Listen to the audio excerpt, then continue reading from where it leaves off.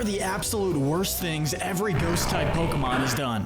But we have to start with the Ghost-Types who are surprisingly innocent. And if you ask us, the purest of the Ghost-Types has to be Houndstone. One of the newest and most endearing Ghost-Types, reborn from the remains of lovingly mourned Pokemon. Houndstone is known for being the most loyal of all dog Pokemon. It just prefers not to have the stone on its back touched. And there are a few more Ghost-Types without any ill deeds.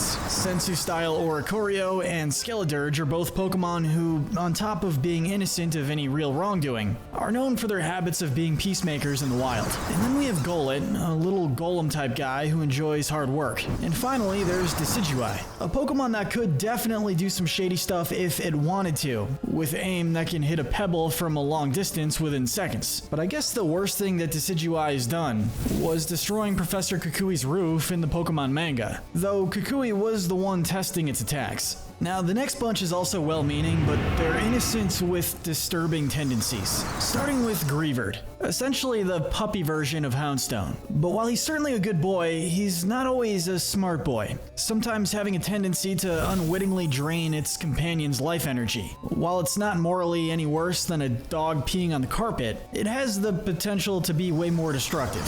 And then there's the adorable Phantump.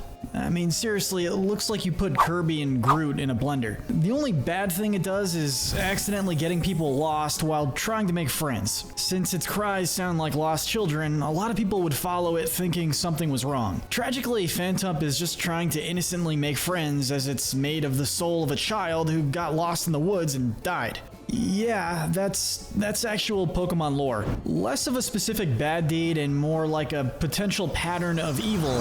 Golurk is worth a quick mention. Supposedly running on limitless energy, it exists to serve its masters. So its worst deed is that it might attack the good guys, given it could be in service of a villain at some point. Now, in the case of Dreepy, they have a weird streak of masochism. It's easy to be disgusted when Dragapult, Dreepy's final form, starts firing what are essentially its babies like missiles. Though according to Dragapult's Pokédex entries, they actually enjoy this. Rotom is next, and he's one of the many prankster Pokemon in the Ghost-type category. Pranking and debatably theft are his favorite pastimes, by which we mean Rotom has a tendency to possess appliances like washing machines and microwaves in order to mess with people. One character we aren't sure has ill intent or not is Annihilate. But its worst deed is having enough rage to defy its body's limitations. With an unshackled arm and punches strong enough to intimidate just about any opponent, Annihilate's clearly fighting some demons. Get this guy some anger management or a gym membership. As a wide cephalopod once said, a big boy's gotta eat. Enter Delmise. This spooky ship's wheel and its big ol' anchor is one of the most purely destructive ghost types from a physical standpoint. Thankfully, it limits itself to just hunting large prey, which, as we'll see later on, sets it apart from many other ghost types. Plenty of powerful ghost types have no problem attacking smaller, more vulnerable Pokemon, but Delmise lives by the phrase, pick on someone your own size, and we respect that. Another big bottom dweller, Basculegion, is next, and its worst deed is being powered by the death of its species. See, the way Basculegion is formed is by various souls of departed white-striped Basculin possessing one of their own kind's carcasses. The males are powered by angry souls, whereas the females are powered by sad ones. Evil? I'm not sure, but definitely creepy. But let's move on to Lunala. Lunala is regarded as a benevolent Pokemon associated with moonlight, but of course, with all that light energy, a vengeful Necrozma would naturally be trying to steal it. Lunala's worst deed is really just trying to survive. Suffice to say, we can't really count that against her. And another good-natured legendary is Shadow Rider Calyrex. The result of Calyrex and Spectra fusing, Shadow Rider Calyrex is one of the swiftest Pokemon around, and it's capable of causing one of the swiftest deaths an opponent can get, with its worst deed being burning its opponents. It sends countless wisps to attack its opponent, then drains its life force with fierce heat, which is a pretty brutal means of attack. Wispy Woods isn't the only perpetually ticked off tree in Nintendo games, so let's talk about Trevenant. This Forest Guardian is a lot more vicious than Kirby's inexplicable nemesis, but his motives are pure. Trevenant's worst deed is doing anything necessary to protect the forest. Trevenant is known for being very kind and nurturing to the forest-dwelling creatures, but extremely hostile to anyone who dares threaten its habitat. It's just determined to protect its forest by any means necessary, and if that means devouring lumberjacks, so be it. Another Pokemon whose worst deed is just self-defense is Coffagrigus. Unsurprisingly, the coffin-shaped Pokemon is often a target for grave robbers, which leads to capturing grave robbers and subsequently turning them into mummies. It's a pretty brutal fate for the robbers, sure, but I mean, they could have just not robbed a grave. Marshadow's worst deed is something pretty destructive, controlling an army under Rainbow Wing influence. While he's one of the major antagonists in I Choose You, it's worth noting that Marshadow, despite having one of the more large-scale deeds we've talked about so far, only did this under the influence of the corrupted Rainbow Wing. Even then, Marshadow only got possessed after providing Ash with a therapeutic nap and courageously attacking Cross, whose negative emotions corrupted the Rainbow Wing once again. In his attempt to protect the Wing from Cross, he ironically got corrupted and became the de facto secondary antagonist of the movie, until Ash and the gang set him free from its control. While his origins are pretty creepy, Bramblin is more or less innocent. Absorbing wandering souls is its most evil deed, and even then, it's not something Bramblin does maliciously. Bramblin itself is made up of wandering souls, so I guess this is like making friends for it. Then there's the spooky, though not so scary, Pumpkaboo, whose worst deed is ferrying souls to the afterlife. Which sounds scary, but Pumpkaboo isn't hunting people down to add souls to his collection. Rather, it waits for wandering souls waiting to move on, transporting them to the afterlife. This is an especially selfless deed since Pumpkaboo itself has a soul tethered to this world. He leads others to the treasure he cannot possess. And Hisuian Typhlosion is a similar case to Pumpkaboo, with a habit of guiding lost souls to the afterlife after eating them. This Typhlosion variant is widely believed to purify lost souls as it eats them, and it's not like he's the one turning them into souls. As unsettling as eating souls is, it's not that abnormal for a ghost Pokemon, especially since Hisuian Typhlosion is doing it to set them free from the mortal realm. Next is Shyr. Every Pokemon has to get energy somehow, and for Shyr, that happens to be eating negative emotions. Since it feeds on negativity, sometimes it feels the need to cause it. In one episode of the anime, he befriended Max, who discovered his penchant for pranking people to draw out their fear. Even aside from the fact that Shyr is just trying to eat, sometimes its dietary habits can help. Apparently, sleeping near a Shyr can result in your negative emotions being eaten, leading to a better mood in the morning. Let's move on to Goldengo, who has a shady origin story. As friendly as Goldengo is, it's made from the money primarily stolen by its pre-evolved form, Gimmighoul. And as such, we can't really call it totally innocent. But for our last generally innocent Pokemon, we have Fluttermane, which is known for having aggressive tendencies. And it is the alternate universe form of Misdreavus, which literally feeds on the fear of its victims, but we can't hold that against Fluttermane.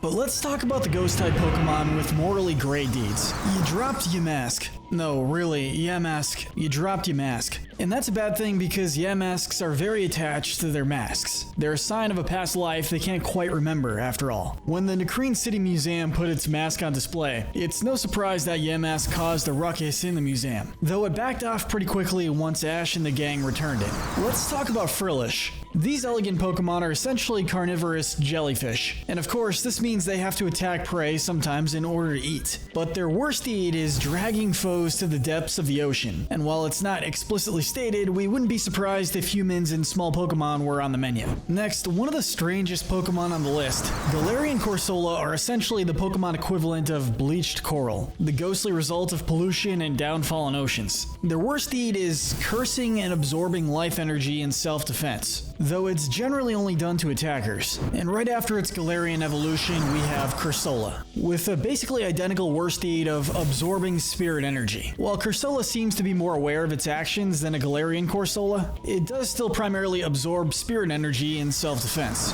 And Bramblegast is another one of the numerous ghost Pokemon whose worst deed is absorbing life energy. Similar to Bramblin, this tumbleweed-like Pokemon doesn't have too much of a personal grudge. It just needs to feed on life energy in order to survive. It's particularly brutal, however, known for its habit of never letting go of prey until its life energy is totally sapped, which leads to a pretty gruesome fate for anyone caught by one. And then there's Jellicent, the evolved form of Frillish. They too need to take vitality from living creatures, but as you can tell, they're a bit bigger. Big enough, in fact, to warrant sinking ships full of people to have enough food to eat. Yeah, Pokemon need to eat, but given how many people Jellicent are known to kill without so much as a trace, it's definitely destructive despite the lack of malice. But let's talk about a Pokemon who'd be very welcome in the Five Nights at Freddy's fandom, Misdreavus, whose worst deed is her tendency to pull off jump scares. Similarly to Shuppet, they have the excuse of feeding off of negative emotions, most notably fear. But unlike Shuppet, there aren't really any bright sides for Misdreavus' victims. This Pokemon is just a prankster through and through, and while it won't do anything legitimately harmful to anyone, feeding on fear is a bit too cruel to not be counted as somewhat iffy. Now, Runerigus' worst deed is definitely trauma dumping. Like Ursola, it tends to only attack in self-defense, but it's done in a much pettier way. Runerigus is made up of a big stone slab with mysterious painting on it. If you touch it, all of the traumatic emotions that led to and were poured into that painting will be transferred over to you. And it's not doing this to nourish itself or anything, it's just an unfortunate side effect of being a bit too curious. Moving on to another regional variant, the Alolan Marowak. These Pokemon are particularly brutal in combat and said to inflict mental and physical pain that never fades. On the other hand, when the soon-to-be companion of Kaiway steals the Wayla crown in the Sun and Moon anime series, that was all in the pursuit of power. But we will say it had enough honor to accept not just a duel for possession of the crown, but a rematch after Kaiway had trained with Ash. Now, another Pokemon with kleptomaniacal tendencies is Sableye. While Sableye are generally friendly, they're not so kind to their natural prey, the Carbanks. They're known to stalk Carbanks to eat the gems on their bodies. They don't seem to have any real ill intent, but it's worth noting that they also don't necessarily need to eat the Carbanks gems specifically. They can survive off of normal rocks and jewels, so while we can't fully absolve them of their crimes here, we do understand that they are just trying to enjoy their favorite snack. Moving on to Poltegeist, a relatively friendly, ghostly tea kettle, and it's not necessarily trying to hurt anyone. That said, it has this funny little habit of inadvertently causing death if too much of its tea is drank. Wealthy gourmets in the Pokemon universe will drink their tea all day, but too much of it will lead to death. Poltegeist does fit squarely into the life energy siphoning category of ghost Pokemon, but at least it's not malicious. Interestingly, the pre-evolved form of Poltegeist, Sinistea, is the polar opposite. Created by the lost, lonely soul possessing a cold cup of tea, Sinestea's worst deed is also draining the life force of its drinkers. But it can only steal the life force of a person drinking it, which would be great for it if it didn't taste horrendous. So while it thankfully isn't good at soul harvesting, it's still trying to do so whenever it gets the chance. So we kinda have to call them the more depraved of their evolutionary line. Let's light the way for Litwick, which have a tendency of trying to lure people to the ghost world. They do this by guiding unsuspecting people through dark areas while secretly sucking away their life force, meaning they take advantage of already vulnerable, lost people to feed themselves. Next up is Blacephalon. As the firework Pokemon, it has a tendency of startling people and draining their life force. While Blacephalon does genuinely seem to enjoy putting on its fireworks shows, it also uses them as a means to harvest spirit energy from onlookers for nourishment. But I guess if you're made into its victim, you at least get to enjoy a beautiful show before your life fades away. Next is Duoblade. It's not particularly malicious despite being a legendary sword possessed by the souls of its victims, and although its pre-evolution and evolution have some pretty messed up tendencies, we'll just say that Duoblade's worst deed is general ruthlessness. Now let's talk about Dragapult. This big guy is the fully evolved form of Dreepy, and unlike Dracloak, it carries little Dreepies on its head for safekeeping. Well, minus the for safekeeping part. Their worst deed is using their young as bullets. Though as we said, Dreepy is a masochistic little freak of nature, and as a result, it apparently enjoys being yeeted into its enemies at high speeds. But now it's time to move into the territory of undeniably bad deeds.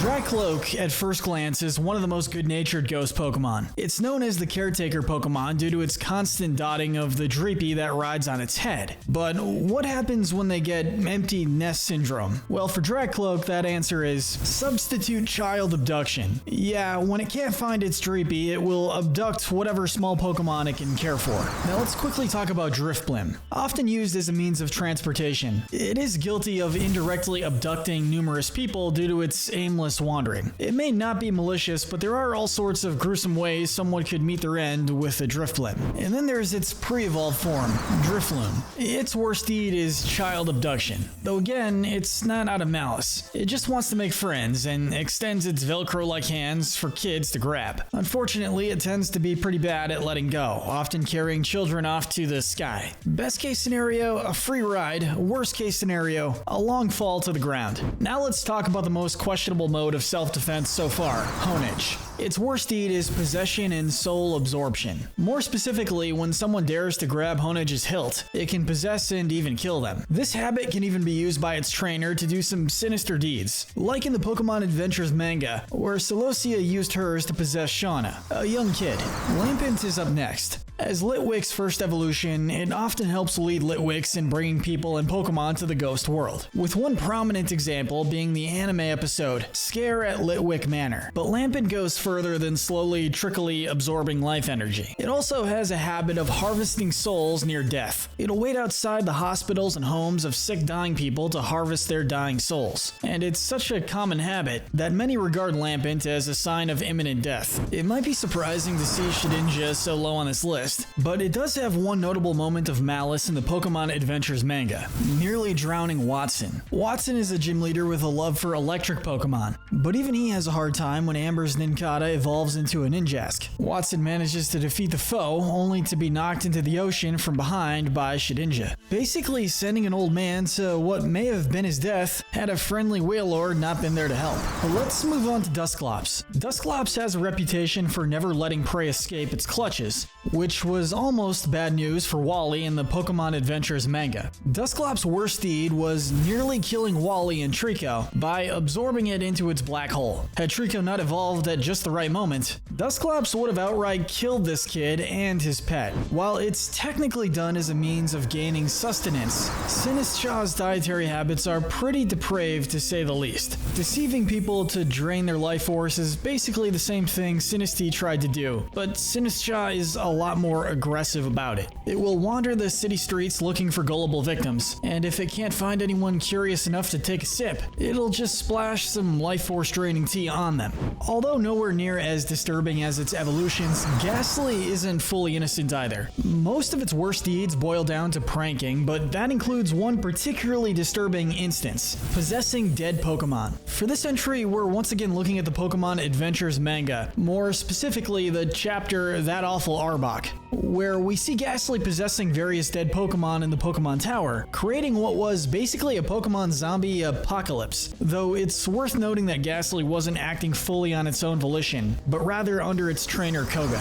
We have a similar case next with Ceruledge, which is known to be absolutely ruthless in combat, with its worst deed being working with villains like Amatheo. Amatheo Ceruledge is known for being coldly obedient to its master, and while that does showcase impressive loyalty, it also goes to show that Ceruledge is willing to attack enemies without a second thought if its trainer says the word. But let's move on to Dusknoir. We want to give an honorable mention to the Dusknoir sent to the past by Primal Dialga in Pokemon Mystery Dungeon Explorers of Time, since he initially played the role of secondary antagonist, trying to prevent Team Pokepals from changing their broken future. But we're gonna call his Grim Reaper habits the worst thing he's done. Dusknoir, similar to Pumpkaboo, is known for guiding departed souls to the afterlife, devouring the spirits of the dead and leaving their carcasses behind. Not only is that pretty dark on its own, but it's also worth noting that Dusknoir occasionally eats souls of people who are still alive. As rare and accidental as it is, Dusknoir still canonically has a tendency to straight up kill people on the job, though it is just doing its job, as evidenced by the antenna on its head receiving orders from the underworld, and by its occasional acts of protecting innocent souls from being sent to the Ghost World. But next we have the mischievous Mismagius, whose worst deed was serving Grings Kadai.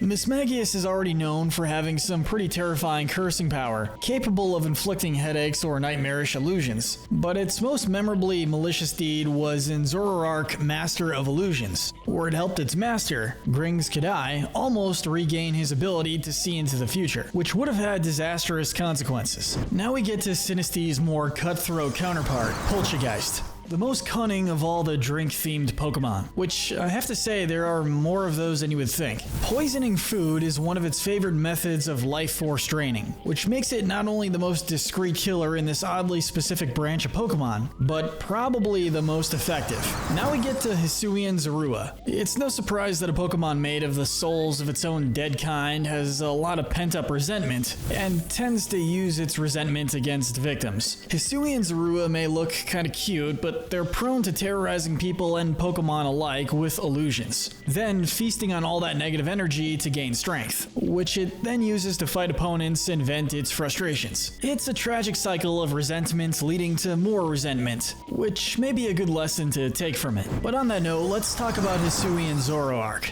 Its worst deed is using even more resentment against victims, enough to drive them insane. And when we say insane, we mean insane. Hisuian Zoroarks make the Zorua seem totally chill in comparison. These things are literally reborn out of sheer spite, unleashing illusions that physically and mentally destroy their opponents, for no other reason than their unwavering, impersonal hatred of life. It's kinda like Twitter, but a Pokemon. Hoopa closes out this category like a newly sealed away source of limitless power. Its worst deed is reckless endangerment on a worldwide scale. Hoopa is basically what would happen if Wario had the power of a god. You know, a more powerful god than he already is, I mean. At full power, Hoopa can use those rings around its body to summon all sorts of stuff to suit its mood. From summoning legendaries to fight each other just for fun, to summoning a castle from centuries past just to grab some treasures from it. Practically nothing it wants is out of reach. The only reason it hasn't reached our final category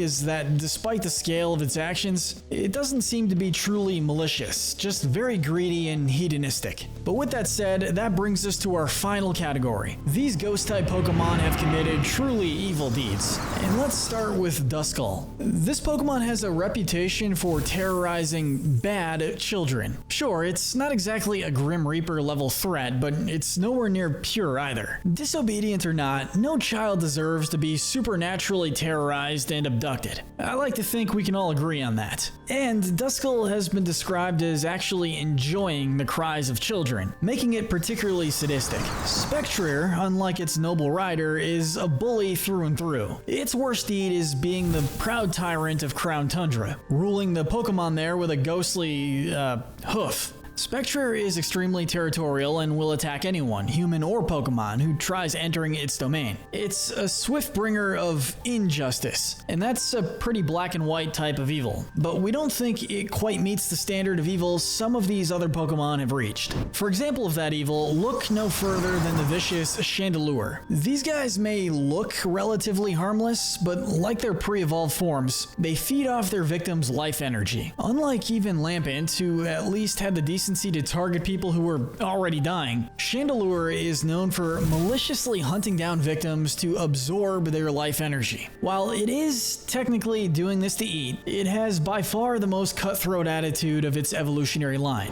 Which brings us to a dual entry, Gimmighoul and Sandygast. One is a chest-welling treasure hunter, and the other is a sentient pile of sand with a shovel in it. What do they have in common? Slavery, most notably in the form of child labor. These Pokemon both brainwash their victims, often gullible children, when they approach, forcing them to gather coins and sand, respectively. One wants to get richer, and the other wants to get bigger, but both of them are actively just waiting for any poor sap gullible enough to come near them, all for the sake of furthering their own goals. Which brings us to Banette, a once beloved toy with a thirst for vengeance. It has the unfortunate misdeed of attacking its former owners, aka children. Say what you want about Gimmighoul and Sandygast, they at least didn't directly hurt the kids they used for their own goals. Banette lacks any genuine need to hunt down its former owners, instead acting off of sheer vengeance and spite. Our thoughts on them are basically the same as our thoughts on Lotso Huggenbear from Toy Story 3. Sure, we do feel kinda bad for them, but that doesn't justify the horrendous stuff they're trying to do.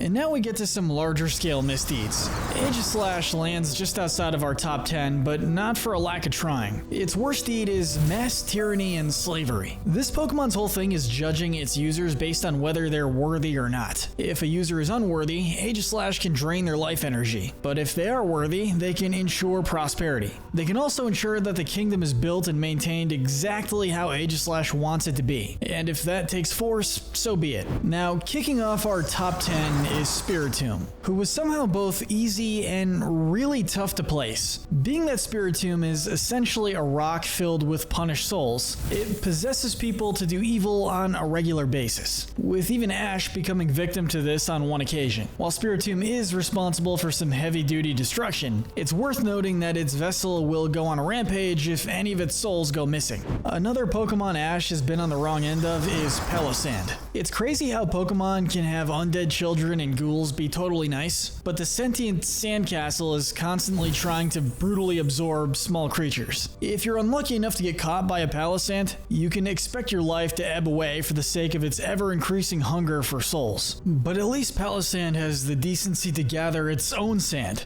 That makes him a lot more respectable of a threat than the cowardly Petulant, whose worst deed is mass brainwashing. When you don't have the strength of royal armies and, literally being a sword, you might have to rely on manipulation if you want to be a dictator. That's exactly what Petulant does in Scarlet and Violet, using toxic pieces of mochi to chain people and Pokemon alike to its will, turning them into mindless slaves and slowly but surely building a world that suited its desires. But let's move on to Mimikyu. No, that can't be right, can it? Just look at it. It's adorable in a sort of creepy way. I mean, sure, it has a tendency to traumatize anyone who looks at its true form, sometimes to the point of death, but it's not like that makes it evil. Well, being violently racist to Pikachu, on the other hand, does. And I'm not kidding. In the Sun and Moon arc of the anime, Jessie befriended a Mimikyu and brought it onto Team Rocket. The same Team Rocket who's been trying to catch Pikachu for years. Yeah, even they were shocked by the absolute malice Mimikyu had towards Pikachu. It's kind of understandable. Pikachu is beloved in and out of universe, and Mimikyu has to dress like him to even try to get that level of affection.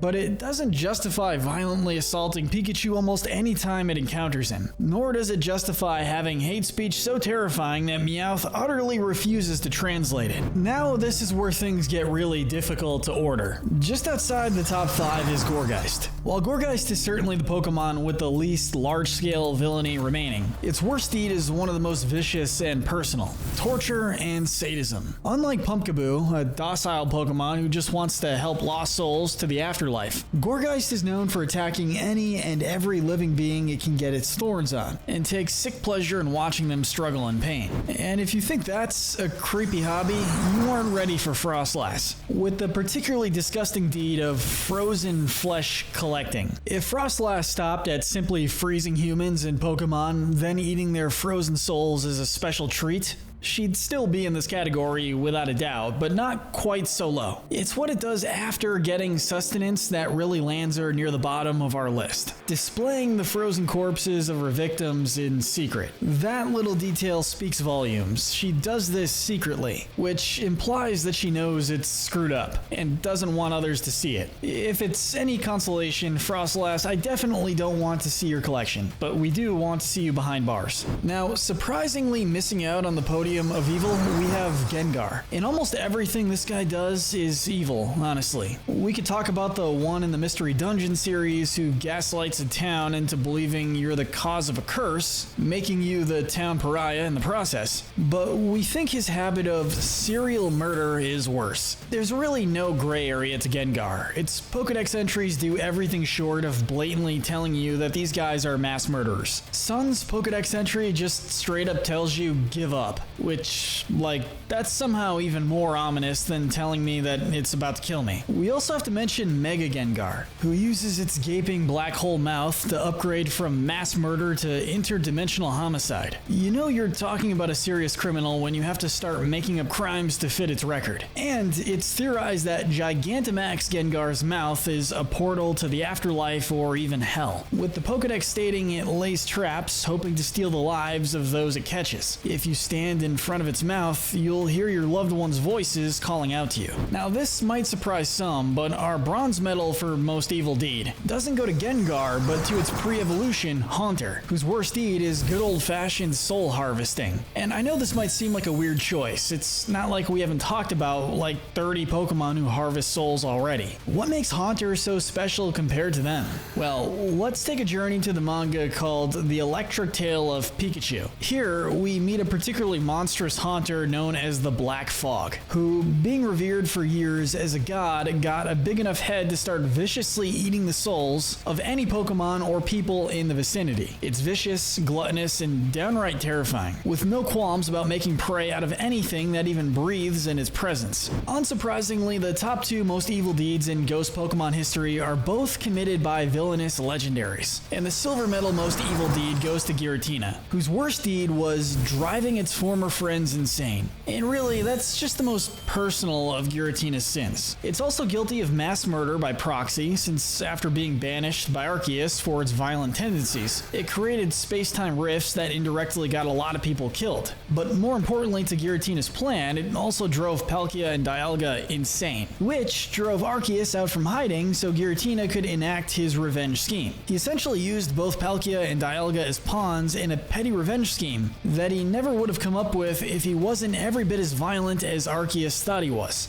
At least he found some redemption in Pokemon Platinum, which is more than we can say for our final candidate. The Ghost Pokemon with the most evil deed has to be Necrozma, whose worst deed could have destroyed the entire universe, attempting to absorb all the light in the universe. Once a Pokemon that provided light to the world, everything changed when Necrozma was captured by a greedy city that experimented on and tortured them, leaving them with an injury that leaked out its precious light. In an act of vengeance, Necrozma sucked up all the light from the city, an act that, while terrible, we wouldn't have placed them anywhere near the bottom for. However, even this wasn't enough to refill Necrozma, and being racked with immense pain from the loss of its light and the constant leaking of its injury, it began absorbing light from every corner of the universe, requiring centuries of prophetic heroes to stop it from snuffing out all the light in existence. Normally we'd give a villain like Necrozma a lot more slack on a list like this, especially given its surprisingly tragic backstory. But as bad as we feel for Necrozma, and while it was motivated by the pain caused by its abusers, it was still willing to commit universal destruction just to ease its own pain. Even if there's absolutely no other way to ease your pain, attempting to kill a benevolent god and effectively snuff out all life in the universe is a deed that can't land anywhere else but the gold medal of evil.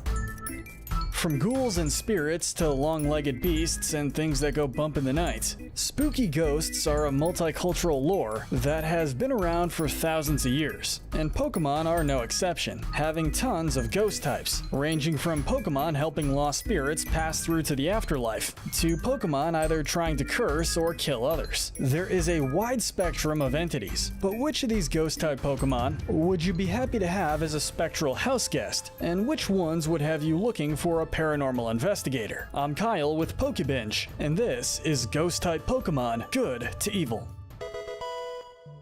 But before we get started, just a couple ground rules. We'll be judging these Pokemon by the characteristics of the species as a whole, meaning we won't be looking at individual instances of the Pokemon in question. An exception can be made for some legendary Pokemon, but this will be on a case-by-case basis. And secondly, we'll be grouping these Pokemon up by their evolutionary lines. As usual, we'll be starting with our most noble and honorable creatures, and working our way down to the most evil. These Ghost-type Pokemon are the good. We're giving the gold medal of good to the king Pokemon, Shadow Rider Calyrex. This legendary has been said to rule Galar since ancient times. Shadow Rider Calyrex is also one of the few Pokemon that can both understand human speech and speak telepathically back. One of the legends that is known about Shadow Rider Calyrex is that it saved countless people and Pokemon from a meteor strike due to its ability to see into the future. That, coupled with the fact that Shadow Rider Calyrex is still viewed as a benevolent Pokemon and seemed to be a king in ancient Galar, means it more than deserves our gold medal of good. From one legendary to another, we have the moon Pokemon, Lunala. This bat-like Pokemon is said to be an emissary of the moon itself, helping transition the day into night. While Lunala is known to have the power of being able to open Ultra wormholes, it doesn't do this to allow the Ultra Beasts through,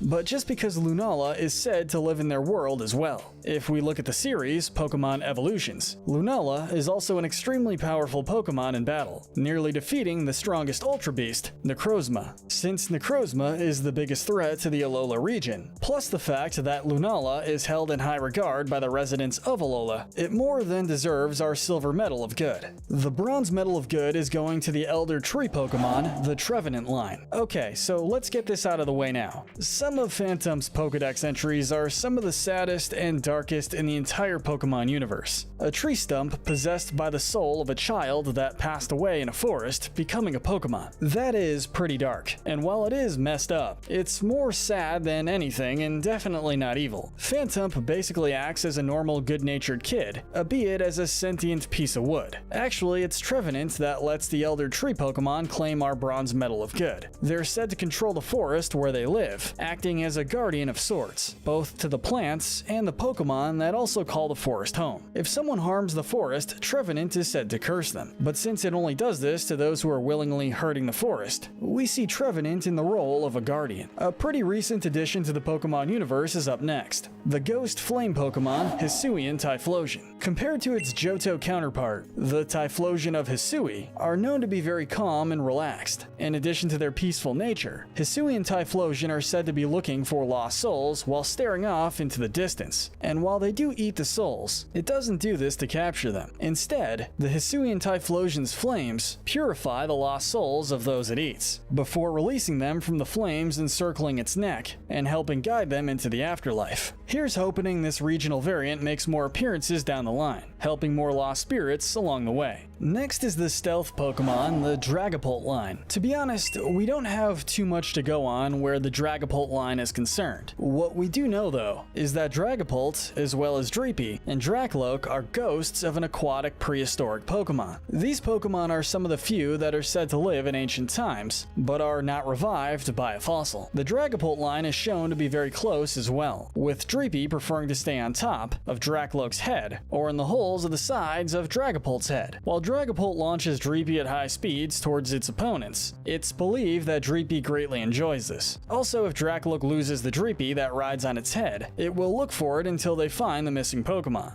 Time for another regional variant, the Bonekeeper Pokemon, Alolan Marowak. Due to the large amount of grass types found in Alola, the Marowak of the area were able to adapt from its normal ground type to the Ghost Fire combo in order to protect itself. Alolan Marowak are often seen with the bones they carry on fire and dancing at night. This is actually a form of them mourning its lost allies, and to bond with fellow Marowak. Being burned with the fire that Alolan Marowak have lit on their bone clubs is said to burn endlessly.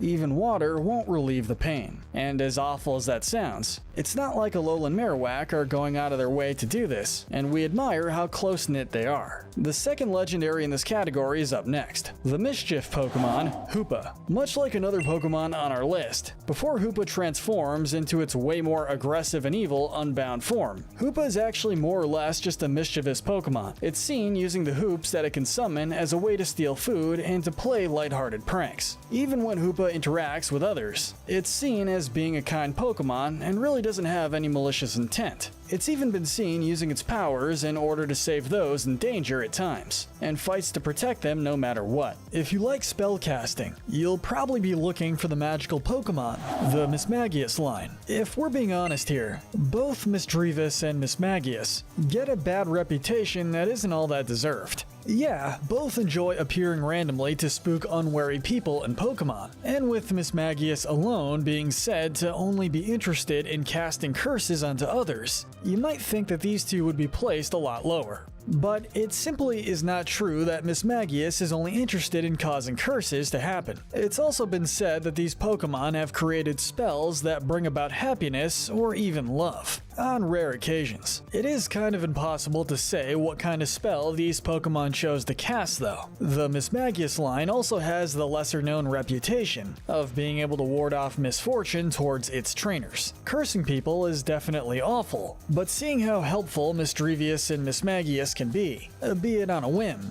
grants them a spot here. An ancient Pokemon family, the Golurk line, is up next. These Pokemon are another group that has been said to have been around since ancient times. Much like the Golem of mythology, the Golurk line was built to help both people and Pokemon, as well as providing labor. Unfortunately, as they are Pokemon who were built to serve others, the Golurk line doesn't really act for themselves, though they have been seen in protecting other locations, as well as acting as sentries and are said to be very loyal to their trainers. With a legendary starting this category out, rounding out the good section with another seems appropriate. Say hello to the Gloomhaven Pokemon, Marshadow. Unfortunately, where Marshadow is concerned, its in-game Pokédex lore is pretty lacking, since it just mentions Marshadow being shy and hiding in the shadows of others and becoming stronger. There's not a whole lot to go on, so we're gonna look at the movie I Choose You to help us out. In the movie, Marshadow is seen to be a guide from the shadows who leads those chosen by Ho-Oh to be the Rainbow Hero. If the Rainbow Wing is in the possession of someone who is not worthy of it and is corrupted, however, Marshadow is seen getting extremely angry and violent, attacking those it encounters, as well as being able to take over some Pokemon. Marshadow does not calm down until the rightful person takes possession of a new Rainbow Wing. While uncontrollable rage definitely brings Marshadow down, the fact that it only wants good people to become the Rainbow Hero and is looking out for them keeps them in the good section. Speaking of which, that's the end of our good tier. Now we descend down into neutral territory. These ghost Pokemon fall in the gray area. Real quick guys, on the topic of Pokemon, if you're a Pokemon card collector, let me tell you about my favorite binders. I started using the Voltex Premium Exotech binders. They come in 4, 9, and 12 pocket versions. I ordered these, and in my opinion, these are by far the best quality binders I've seen. They're really high quality side loaders, and the zipper adds an extra layer of protection, and they come in awesome colors. If you're looking for great binders and want to support the channel, use the link in the description and use code Binge to get 10% off your order, and we'll get a commission. If you're in the US, you can get them off Amazon. Just make sure to use our code Binge to get your discount. The Darkness Pokemon, Sableye, is getting the top spot of the gray section. Since this Pokemon has the legend about looking into its gem-like eyes will steal one's soul, you might expect Sableye to be a lot lower on the list. But let us explain why we're giving Sableye a higher ranking. There is evidence that the Pokemon is more lonely than anything else, displaying mischievous behavior in order to get attention from others. And while Sableye does eat the gemstones growing on Carbink, this simply comes down to Sableye's diet. As for the story circulating about Sableye stealing souls, we believe that this is just a story. Every Pokédex entry that mentions this says that it's just believed by people and nothing more. Moving on to the Grudge Pokemon, the Runerigus line. With Runerigus being the result of Galarian Yamask inhabiting an ancient painting, this Pokemon line is one of the more unique in the Pokemon universe. Once it eventually evolves into Runerigus, it's been said that whoever touches the shadowy body of Runerigus will be shown haunting visions behind the creation of this Pokemon. And while that does suck, there's no evidence that shows that this has any long lingering effects, or really causes any harm to those who see the visions. Next we have the Plasma Pokemon, Rotom. Rotom is a mischievous Pokemon, no doubt, and you may have guessed it, this Pokemon is the one we were referring to in Hoopa's earlier placement. It is a favorite trick of theirs to take control of various electrical devices in order to prank the device's owner. And while having screwed up electronics is never fun, we can assume that once Rotom decides to leave them, they resume their normal functions just fine. It's even been shown that when Rotom takes control of certain devices, it actually helps improve them, such as a Pokédex or a smartphone. Overall, Rotom just has an attraction to all things electrical, and loves a good joke here and there, and we can't fault them too much. Possibly the most complex Pokemon on our list is up next, the renegade Pokemon, Giratina. Like we said,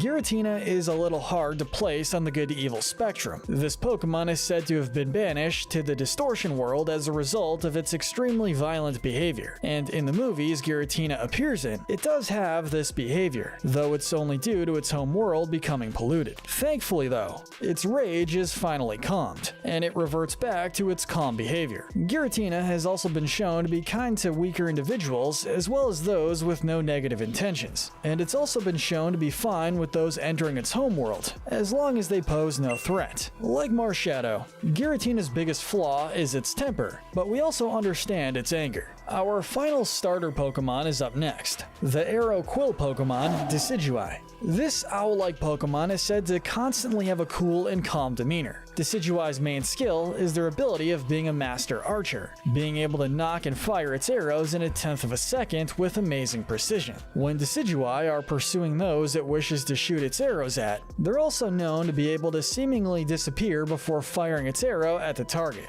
Even though Decidueye is somewhat relentless when it comes to hunting down its target, these Pokemon also seem to have a strong connection with their trainers, as well as being admired for their stealth and precision. Found in the Alola region is up next, the Sea Creeper Pokemon, Dhelmise. Since these Pokemon are found latched to old discarded anchors, Dhelmise are almost always found in the water or on the shore. The Sea Creeper Pokemon has the habit of lowering its body into the sea, waiting for its preferred prey, Wailord, to swim by in order to knock them out before draining their life force, which is a pretty brutal tactic. But then again, it is just how it hunts. Dhelmise also allows Skrelp to use its seaweed-like body as their home, so it does have some positive points. Moving on to Shedinja. Unfortunately, there isn't a whole lot to go off where Shedinja is concerned. Really, the Pokemon is simply a discarded hollow husk that Nincada leaves behind after it evolves. Since Shedinja is not found outside of its unusual method of evolving, this Pokemon is hard to come across, and while it is said to steal one's soul if they look into the hole on Shedinja's back, it also shares a quality of a couple other Pokemon in this category. Unless others gaze into it, nothing bad will happen to those around it.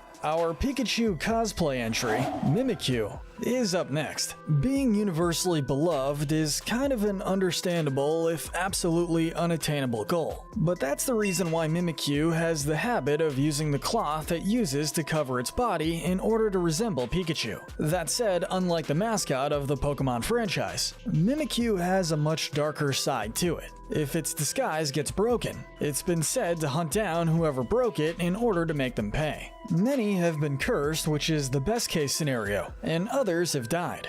Keep in mind though, Mimikyu wants to keep up the act of pretending to be Pikachu, so it doesn't actively reveal itself to others. Which means those who end up cursed or worse normally are trying to see what Mimikyu looks like under its cloth. Basically, curiosity killed the cat. Moving on to a recent Pokemon. Next is Basculegion. Since part of this Pokemon's name translates to many in Latin, Basculegion always has backup. Specifically, the spirits of those that have passed away during the yearly upstream journey that Basculin makes. Basculegion are known to be furious fighters in battle, not letting up if their opponent has shown any animosity. While this aquatic ghost type's behavior might seem needlessly reckless at times, Basculegion has also been regarded as a powerful and noble Pokemon. Moving on, we have our second to last regional form, the Coral Pokemon, the Cursola line. First off, we have to admit to feeling bad for the Cursola found in Galar that became ghost types due to climate changes. But both Corsola and Cursola are known to steal the life force of anyone they come across, as well as cursing them if someone accidentally kicks these Pokemon. The person cursed, however, does not feel pain or any long lingering effects, other than becoming stiff as a board until they're no longer in physical contact with the Cursola line. These Pokemon are also known to gather under moonlight and releasing the life force they have stored up,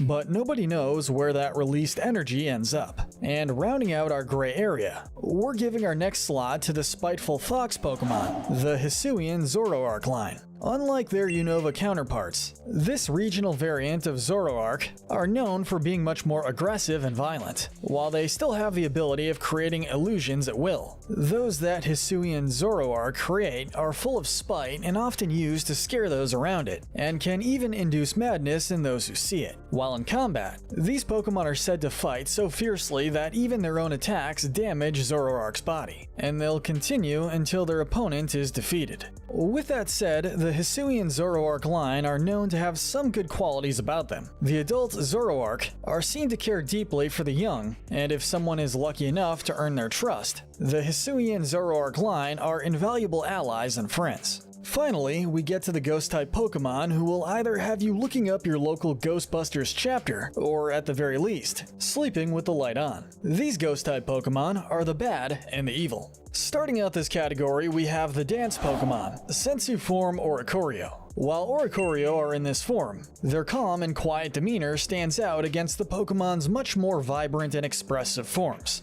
The dancing style that Sensu form Oricorio performs is said to be extremely graceful, helping Alolan residents of the distant Kanto region. That said, while this Pokemon is dancing, they also have the powers of calling up deceased spirits to assist them, as well as being able to create curses. Unlike some of the more mild curses from previous entries, however, Sensu form Oricorio's curses can lead to the demise of Oricorio's selected target. But since Oricorio can change its forms at any given time, depending on whatever nectar they drink, it's believed that the curses are cancelled out whenever Oricorio changes its appearance. Nobody likes to be abandoned, but the lingering grudge brings our next Pokemon to life. It's time for the marionette Pokemon, the Bayonet line. Like we said, being abandoned and the subsequent anger as a result is what brought this once normal toy plushie to life. While the Shuppet of this Pokemon line are said to gather in areas where feelings such as anger and resentment are strong in order to feed off them, Bayonet are consumed by these emotions. They are forever looking for the child that discarded them when the Bayonet was still a toy, in order to get its revenge. However, a common belief is that if the zipper that covers Bayonet's mouth is ever opened, its stored up energy will escape the body of this Pokemon, and it will revert back into a toy. A lesser known rumor is that if given enough love and care,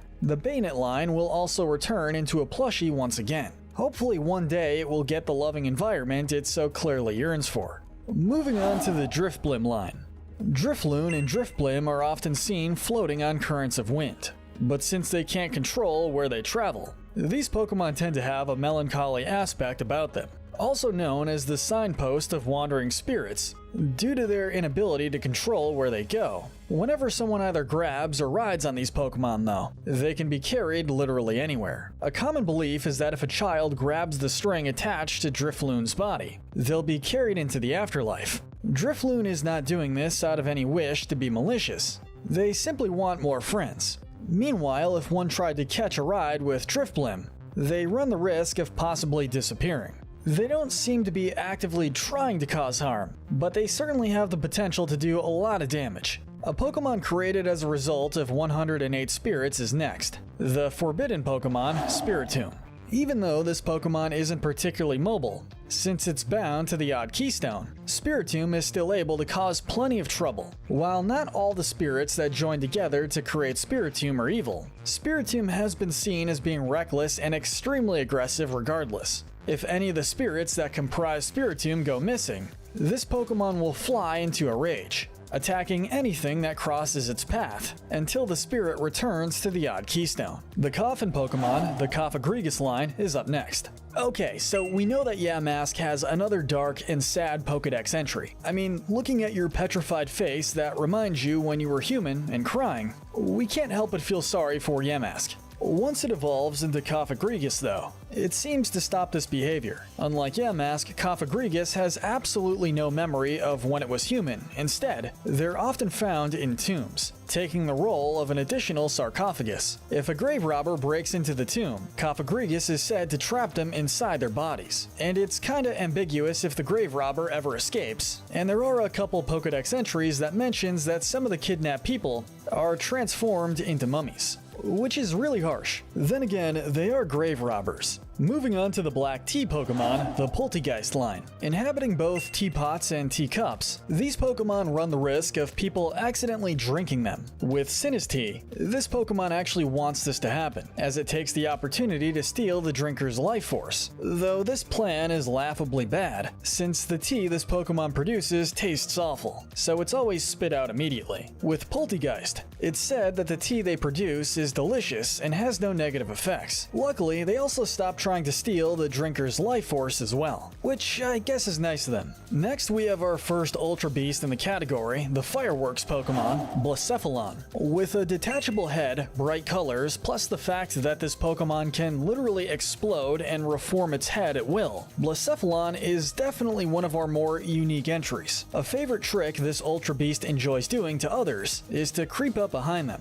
before exploding its head. This serves two purposes where Blacephalon is concerned. First being to surprise or scare those whom Blacephalon has chosen before then trying to take advantage of its target's reaction and stealing their life force. But since those Blacephalon does this to can recover from the initial shock relatively quickly, the window of opportunity for Blacephalon to act is actually pretty small, and almost always fails in its end goal. The Pokemon equivalent to the Grim Reaper comes in next, the Dusknoir line. While Duskull acts as a stereotypical ghost, with some cautionary tales circulating it, both Dusclops and Dusknoir are believed to be connected to the afterlife in one way or another. Several of the Pokédex entries from Dusclops mention that the body of this Pokemon is hollow and acts as a black hole of sorts, as whatever it absorbs is said to be lost forever. Dusknoir, on the other hand, is known to take both people and Pokemon into the large mouth on its belly, before spitting their bodies out and keeping the soul of its victim. It's unknown if Dusknoir is acting on its own free will, however, since some think the antenna on top of Dusknoir's head is receiving orders from the afterlife. While death is a natural part of life, we gotta question these Pokemon's methods. Plus, even though it's rare, the Dusknoir line has been known to take the souls of those still full of life. The Pokemon Calyrex fuses with in order to get its Shadow Rider form is up next, the Swift Horse Pokemon, Spectrier. It might seem like a surprise to have a Pokemon that helps Calyrex out being this low on our list, but by itself, Spectrier more than deserves to be placed in this category. In Ancient Crown Tundra, this Pokemon is rumored to be extremely aggressive, relentlessly attacking anyone who would enter its territory. During the night is when Spectrier was more active, running miles and absorbing the life force from whatever towns and villages this Pokemon passed. If Spectrier was disturbed at all, it would attack whomever they encountered, with their kicks being able to separate the victim's soul from their body. After it encounters Calyrex, however, the King Pokemon's more benign influence seems to mellow out Spectrier's more violent and crueler tendencies. The Aegislash line is up next. As their Pokédex title implies, Aegislash, Doublade, and Honedge are known for being Pokemon often associated with kings and queens. And for the most part, this Pokemon line is seemingly fine with the roles they play. But all three of the Aegislash line are known for also drawing the life force of those who hold them. Additionally, Aegislash in particular is able to take control of people and Pokemon, using the rulers of the land in order to shape the realm however Aegislash wishes. A common legend is that Aegislash once drained a king's life force, and the kingdom fell into ruin. Though this is just a rumor at best. That said, we feel sorry for anyone who picks up this Pokemon. Moving on to the luring Pokemon, the Chandelure line. And you may have noticed a running theme in our last couple of Pokemon, where they've either drained the life force of others, or caused serious harm to others. And it's really not going to get any better.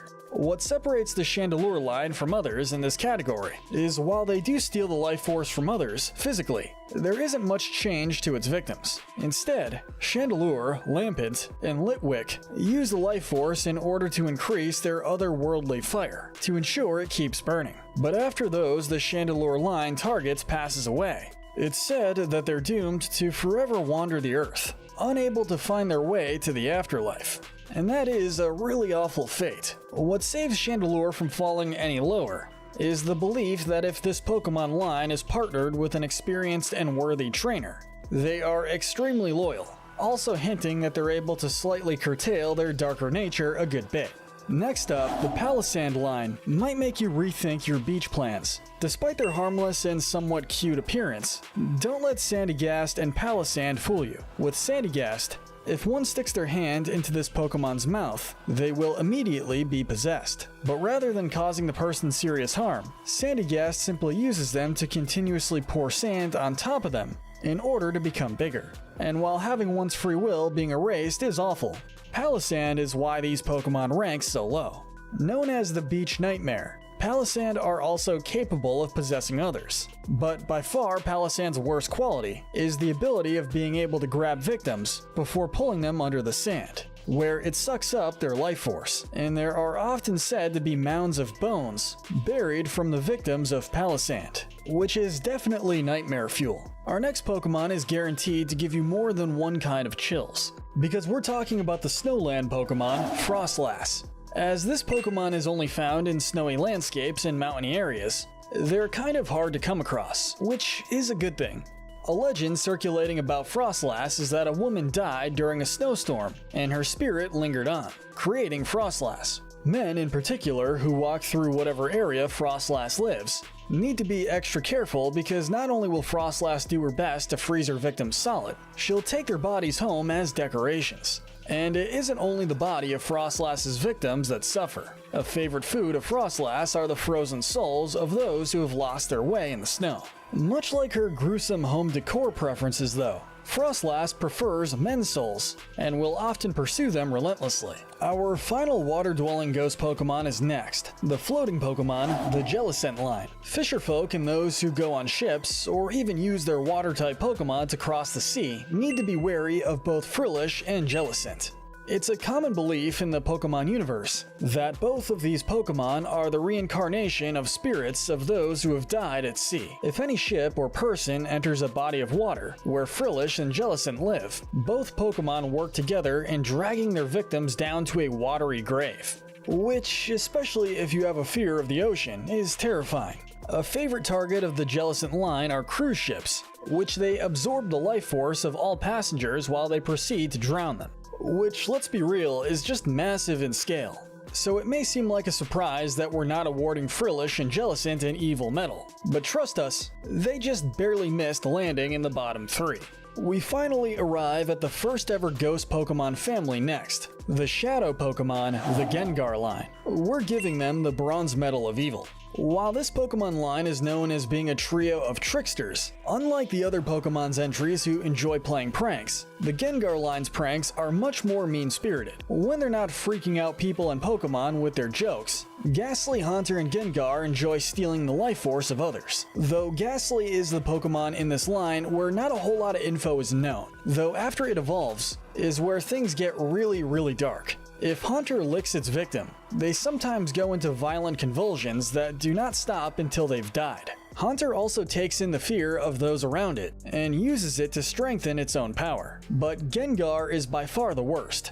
Gengar is known to routinely stalk its intended victims in an attempt to both terrify, as well as steal their life force, and takes delight in its victims' terror and hopelessness. When Gengar Mega evolves, it loses interest in anything other than what it perceives as prey, and attempts to steal the life of everything around it. And Gengar's Gigantamax form is possibly even worse, as their huge mouths are full of cursed energy that leads directly to the afterlife, which Gengar tries to get everyone around it to enter. Next up are definitely not the kind of jack-o'-lanterns you want outside of your house on Halloween. The Silver Medal of Evil has to go to the Gourgeist line. Like other entries above Gourgeist and Pumpkaboo on our list, these Pokemon are known to take people to the afterlife, even though Pumpkaboo is the more benevolent Pokemon of the two, by helping lost spirits move on. One of their Pokédex entries lists them as being able to hypnotize people and Pokemon. But what few good qualities Pumpkaboo has goes right out the window after it evolves into Gourgeist. This Pokemon uses arm-like growths it has in order to wrap them around its prey, and enjoys its suffering.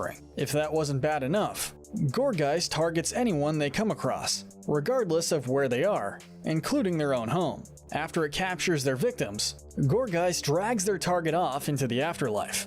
sometimes making sounds said to be the cries of the spirits suffering in the afterlife. The Pokemon universe is actually really terrifying. But what's worse than home invasion and being forcefully dragged to your own death? How about the destruction of the world? That's pretty much the goal of our Gold Medal of Evil recipient. The Prism Pokemon, Dawnwing's Necrozma. Lunala absolutely did not deserve what Necrozma did to it. When Necrozma takes control of the Moon Pokemon in order to become Dawnwing's Necrozma, it sucks up the light produced by its unfortunate victim. Dawnwing's Necrozma then uses the energy it absorbed to fire devastating lasers from its wings, causing massive damage, severely injuring and killing countless people and Pokemon alike. Like we said before, Dawnwing's Necrozma really has no end goal, other than just widespread ruin and destruction. To paraphrase a movie quote, some just want to watch the world burn. Earning this Ghost-Type Pokemon our Gold Medal of Evil. And that concludes our morality spectrum. Let's wrap things up by handing out our Sinner medals. Our Sloth medal goes to the Golurk line. While these Pokemon do move, they don't do it particularly fast and often only at the request of their trainer. The Greed medal goes to Hoopa. With the power to create hoops to steal anything it pleases, need we say more? The Envy medal has to go to Mimikyu. If disguising oneself in order to take on the appearance of a beloved Pokemon isn't envious, well, nothing is. The Lust medal has to go to the Mismagius line. Since these Pokemon can cast spells to make others fall in love, this medal is well deserved. The Darwin medal goes to the Poltegeist line. Sure, Poltegeist seems to get some more smarts after it evolves, but we just can't get past the really bad plan of Sinistea wanting to steal one's life force while having to allow themselves to be drank first. For the Wrath medal, we have to give it to the one Pokemon who wants to destroy everything, so it goes to Darkwing's Necrozma. And finally, our Pride medal has to go to the Aegislash line, since they control rulers of countries into shaping the land how they see fit, and are known as the Royal Sword Pokemon. They're the ideal contender for this award. No way! I don't want to be a ghost yet! Ghost types add a complex element of spooky depth to the world of Pokemon. And even way back in Generation 1, they've been some of the fan favorites. Today we're looking at the very best of the best of these apparitions. I'm Kifinosi with Binge, and these are the best ghost type Pokemon and why they're awesome. Real quick, this list only considers fully evolved Pokemon and focuses on lore, design, and competitive viability. Starting up this list is an up-and-coming doggo that's bad to the stone, Houndstone. This is one of the several new dog Pokemon to come out for Generation 9. And there's plenty to set Houndstone apart from the other doggos and other ghost types. Beginning this list, Houndstone is not what you'd expect from a typical ghost type. It gets the busted move Last Respects. This move starts out at 50 base physical power, then grows by 50 each time one of your team members faints. Even after just one team member faints, Houndstone's packing a 100 base power ghost move. If you're backed into a corner on your last Pokemon, Houndstone's gonna be hitting with 300 base power. That hits harder than Explosion with no downside. If you manage to revive teammates in a battle over and over to keep racking up damage, Last Respects caps out at 5050 base power. F in the chat. There's never been a more powerful move. Besides Last Respects, Houndstone has interesting abilities that allow for versatile builds. Sand Rush doubles its poor 68 base speed, allowing it to outspeed most threats. Meanwhile, Fluffy bolsters its physical bulk immensely at the cost of a weakness to fire. It packs respectable bulk and attack, sitting around 100 base in each stat. Be it for a late game sweeper or supporting tank, Houndstone is a loyal friend. Next on our list is another new powerhouse, Annihilape, back from the grave with a vengeance. This evolution to Primeape has been foreshadowed for decades at this point. The result is a furious, bulky, versatile, undead monkey pig, and it's glorious. Its signature move, Rage Fist, is a perfect combination of flavor and function. Each time Annihilape is hit, the 50 base power ghost move grows by 50. This Pokemon is more than able to take a few hits and hit back harder with its stellar ghost fighting typing. Its well-rounded stats and perfect offensive ghost fighting typing is resisted by only one line of Pokemon. It has a fantastic 110 base HP and 115 attack with solid stats everywhere else. Annihilape can tank hits from faster threats and hit back harder. It also outspeeds and overpowers many bulkier threats. Drain Punch keeps it healthy, Bulk Up lets it tank more hits and build rage to ridiculous proportions. Defiant is the the best ability that sharply raises attack if a stat's lowered by an opponent. The Ghost fighting typing is fantastic defensively and offensively, making it difficult for opponents to approach without enraging Annihilate. The original Ghost Steel type, Aegis Slash, does everything you want at all the right times. Its ability stance change sets up layers of mind games for your opponents to navigate. The better you can read your opponent, the harder you can punish their plays. This slow Sword and Shield Pokemon comes from Kalos. You would think it would be easy to wear it down, easier said than done though. It's rocking 150 in the defensive stats, and Aegis Slash's ability lets it swap offensive stats and defensive stats on the attack. Its signature move, King's Shield, can reset it back to its stellar defensive stats and punish physical attackers hard by sharply lowering their attack if they connect. It's since been nerfed to 140 in each stat. This hinders it slightly, but it's still tremendously good at taking hits and hitting back harder. As far as inanimate object Pokemon go, this one does a lot right. It has a compelling backstory that fits with possessed sword tropes. Next on our list is Aegis Slash again? Oh no, it's Hisuian Zoroark, the first and only of the Ghost Normal line of Pokemon. This Pokemon sports only one weakness and 3 immunities. With its ability Illusion, your opponent's gonna be second guessing themselves every moment Hisuian Zoroark continues to lurk. The red and white wispy design is a somehow cooler reimagining of the original Dark Zoroark. This fast, frail Pokemon hits hard with a unique variety of moves. 105 in speed and physical attack and 120 in special attack make for an effective mixed attacker. U-turn can help Hisuian Zoroark pivot, Nasty Plot can double their great special attack, and it has several effective offensive moves to choose from. Its signature move, Bitter Malice, is a 75 special base power ghost move that lowers the opponent's physical attack by 1. It's fine on Hisuian Zoroark, but it's too frail to take hits even after the stat reduction, and generally likes the power from Shadow Ball better. Up next on our list is another regional form, Alolan Marowak. This is a clever combination of several ideas. Traditional fire dancers meld perfectly with Marowak's established lore of the afterlife. At first glance, its stats seem a little lackluster. Its highest stat is 110 defense with terrible speed and health and barely usable 80 in attack and special defense. What makes it awesome is its signature item, Thick Club. This item makes Alolan Marowak a significant threat by doubling its attack. It keeps the signature move of Cantonian Marowak in Bone Meringue and has Shadow Bone, an 85 base power physical ghost move on top of that. Solid design, great abilities, and hits like a truck. Rockhead allows Alolan Marowak to spam the 120 base power physical fire move Flare Blitz with no recoil. Swords Dance is an option if you absolutely want whatever's in front of you to be gone. While slow and easily worn down, its damage output is ridiculous and fun to use. The next Paradox Pokemon is a Ghost Fairy reimagining of Misdreavus, Fluttermane.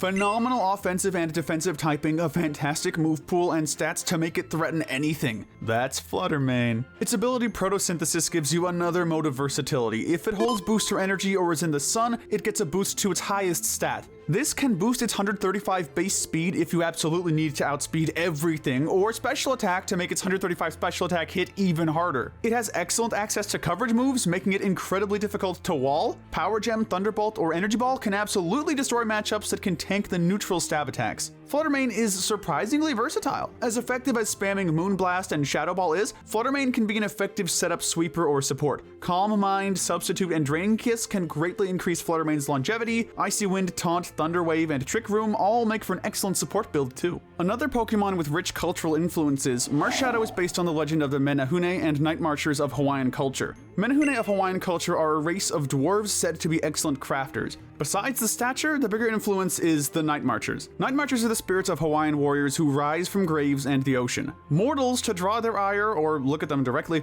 are destined to die violently. This is certainly comparable to Marshadow. This was the first ghost fighting type Pokemon who sits more on the glass cannon side of things compared to Annihilate. With 125 in speed and attack, Marshadow has no trouble outspeeding and threatening most opponents. Close combat works perfectly on this Pokemon with several excellent choices for coverage and priority options. Marshadow is the only Pokemon to learn its signature move, Spectral Thief. This move does everything you want it to. It hits harder than conventional physical ghost type moves with 90 physical base power. It steals the stats of the opposing Pokemon, and then the move hits. This move is consistently powerful and punishes setup sweepers hard. It even bypasses substitutes. This move perfectly complements the flavor of its user. Marshadow mimics its enemies from the darkness, copying their movements. By the time Marshadow attacks, it knows your every move. Goldengo is worth its weight in gold. This String Cheese Money Surfer is the 1000th Pokemon made up of 1,000 gold coins. This Ghost Steel type had big shoes to fill after Aguilar set the precedent for this phenomenal typing, Go did not disappoint. Its ability, good as gold, is incredible. A blanket immunity to status moves stops most support Pokemon from doing anything besides drowning in a sea of coins. This brings us to its signature move, Make It Rain. We've seen 120 base power special moves that sharply lower special attack before. Make It Rain only lowers special attack by 1 instead of 2. This is half the downside of other similar moves, backed up by a stellar 133 base special attack and nasty plot to double that already fantastic stat. It can obliterate anything in its path. It has fantastic coverage and is well-rounded in each other aspect. Its access to recovery and stellar typing can keep Go in the fight longer than your opponents can take. Next on our list is the Ghost Fire counterpart to the Mega Man-esque Armor Rouge, Ceruledge. This set of armor fueled by bitter anger has surprisingly in-depth inspiration. Double blade arms are simply awesome, but may be a nod to El Cid, a knight famous in Spanish folklore. El Cid also used 2 swords. Ceruledge makes for a unique offensive threat, 125 in physical attack and moderately good everywhere else. Its ability Weak Armor can double its passable 85 in speed to outspeed most threats, or Flash Fire grants a fire immunity and it makes fire moves hit even harder. After a Swords Dance and a speed boost, there are few things that can hold up to these twin blades. Its signature move Bitter Blade is another perfect combination of flavor and function, a 90 base power fire move that heals half the damage it deals. Ceruledge's moderate bulk and great attack allow it to stay in and outfight its opponents. Shadow Sneak can pick off faster threats, and Close Combat or Solar Blade deal massive damage to threats that may otherwise wall Ceruledge. The only Ghost pseudo-legendary strikes a balance of cool and absurd. The Ghost Dragon Dragapult shares a typing with Giratina, but manages to make for a distinctly unique build and playstyle. Dragapult has nearly unmatched speed with base 142. It easily outspeeds many Scarf users and other speed-boosting Pokemon organically. Dragapult can leverage its speed for a variety of roles. 120 physical attack, 100 special attack, and a phenomenal move pool let Dragapult pull off a variety of builds well. U-Turn also lets Dragapult wear down enemies and keeps it away from bulkier threats that can take advantage of its fragility. Dragapult's signature move, Dragon Darts, is a perfect combination of silly and powerful. Pokemon's design philosophy keeps things light and fun. Where other franchises would not hesitate to weld artillery to creatures, Pokemon opts for a more imaginative route. Launching Dreepy from its head is something that only Pokemon could do. The Dreepy are absolutely about being launched at Mach speeds. This comes across as strangely wholesome. The move itself is a physical base 50 dragon move that hits twice. Easily spammable, Dragon Darts takes healthy chunks out of anything that doesn't resist. It can break past and punish substitutes, focus sashes, or hit multiple opponents. Dragapult has a phenomenal move pool that lets it play any kind of role, and well. While not the strongest special attacker nor bulkiest support, its nearly unmatched speed lets it be effective at either.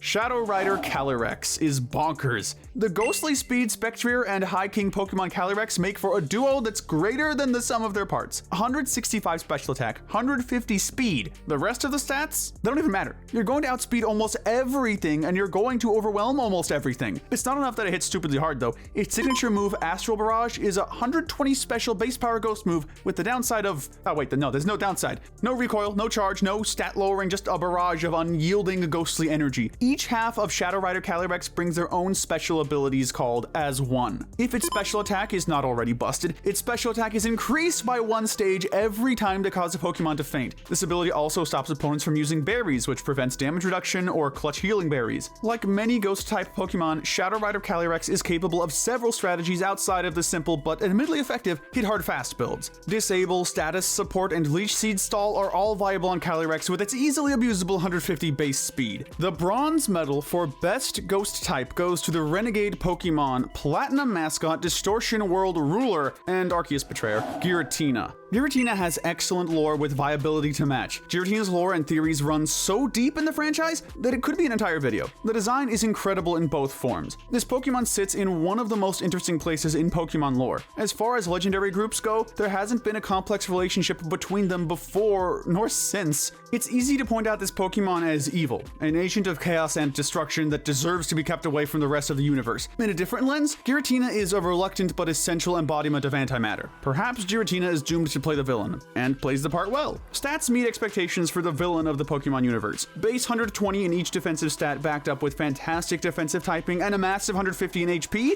is the dream. Giratina is one of the bulkiest Pokemon to exist, shrugging off powerful hits from the strongest legendaries. Its origin form still packs tremendous bulk with 100 in each, but takes on a more aggressive 120 in each attacking stat. This is great for most Pokemon, but a little small for the embodiment of chaos. Luckily, Grizius Orb boosts Dragon dragon and ghost type moves by 20%. Creepiest Orb allows Giratina to punch above its weight class while still being an incredible tank. Its signature move is a commendable 120 base power physical ghost type move. It grants a turn of semi-invulnerability followed by a hit that cannot miss and bypasses protect. It's a little slow to use but a consistently powerful option. Giratina is the most plot warping Pokemon on this list, being a central villain in several games and stories. Its stellar battle abilities easily earn it the bronze medal for the coolest ghost type. The silver medal for best ghost type goes to the reject Pikachu turned fan favorite, Mimikyu. Since its reveal, Mimikyu has been renowned for its clever design and endearing backstory. The story goes that Mimikyu's true form is so horrible, it drives everything away from it. Only Mimikyu wants nothing more than to be adored, just like Pikachu. In a plea to be accepted, it puts together a Pikachu costume. The only issue is that people still find the shambled together costume unsettling anyway. You would think that its middling stats would make it a terrible Pokemon, or at least otherwise unnotable. Despite capping out 105 in special defense, 96 in speed, and 90 in physical attack, Mimikyu's toolset keeps it incredibly effective in battle. Mimikyu's ability Disguise lets it take its first hit without receiving damage, instead losing an eighth of its health. Before the nerf, there was no life loss whatsoever on the first hit, meaning you could throw a Focus Sash and ensure it would take at least 3 hits. It doesn't matter if your attack is maximized and you're hitting for super effective damage, it would still take 3 hits to KO Mimikyu, at least, leaving Mimikyu time to set up or make counterattacks. Mimikyu is so busted it has a form that outright says it. Despite being nerfed, it still takes at least 2 hits to KO a Mimikyu. That one free turn can be all it needs to punch holes through a team's strategy. This Pokemon has such a quirky toolset, but it works. Wood Hammer for damage, Drain Punch for health regeneration, Shadow Sneak for a solid priority option, and Play Rough is a consistent powerful stab attack.